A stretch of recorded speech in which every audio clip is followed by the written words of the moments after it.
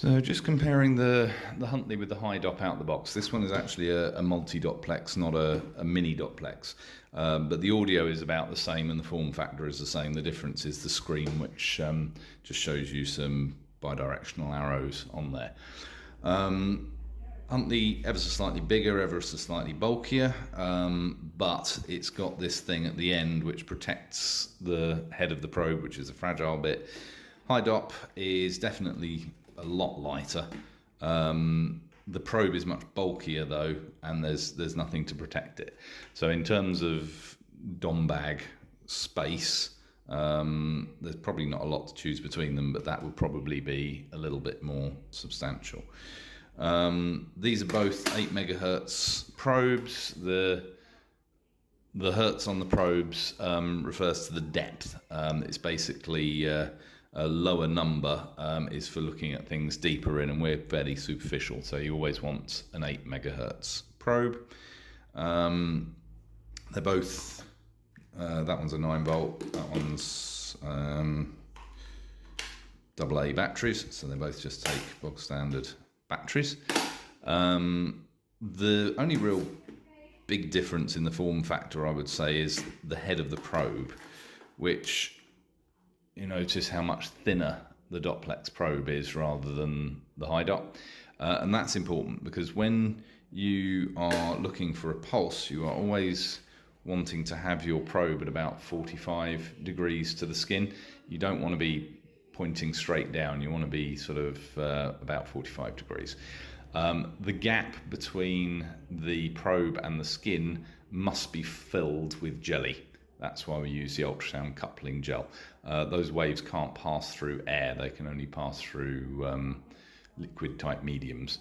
So it's easier to hold that in position than it is to hold that in position, because when you've got a probe that size, you need an awful lot more gel. It's not a deal breaker, but the next bit of the video is going to be me actually trying to use these on a patient, and you'll notice that although I can pick up the same signals, it's infinitely easier to find them with these than it is with that. Okay, sick. I'll start with the Huntley. Now I probably won't be able to find an artery at all.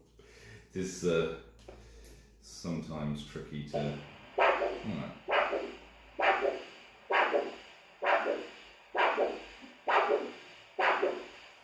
So what we can hear there is 3 distinct sounds.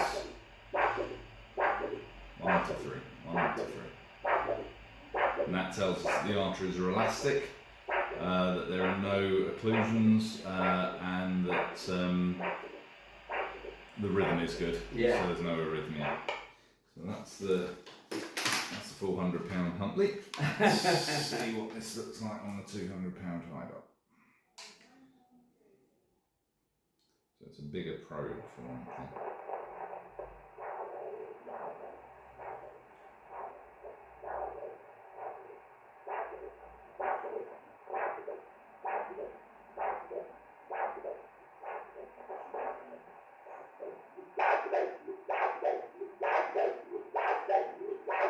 So we're still picking it up, still identifiably 3 sounds. It's harder to actually keep the probe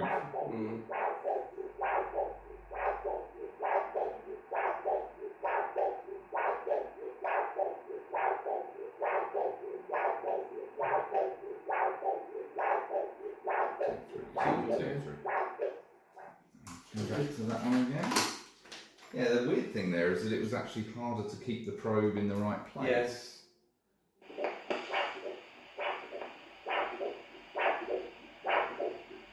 Yeah, it's definitely easier to find it. On that one? On this one. Yeah, it is.